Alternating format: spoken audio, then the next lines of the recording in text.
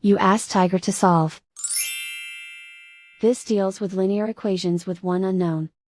The final result is x equals 1/48. Let's solve it step by step. Simplify the expression.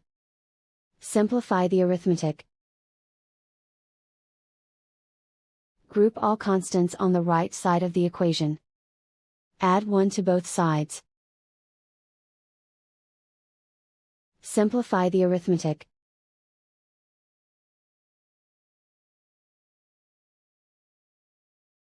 Isolate the x.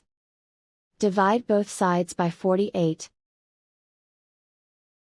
Simplify the fraction. And so the final result is x equals 1/48.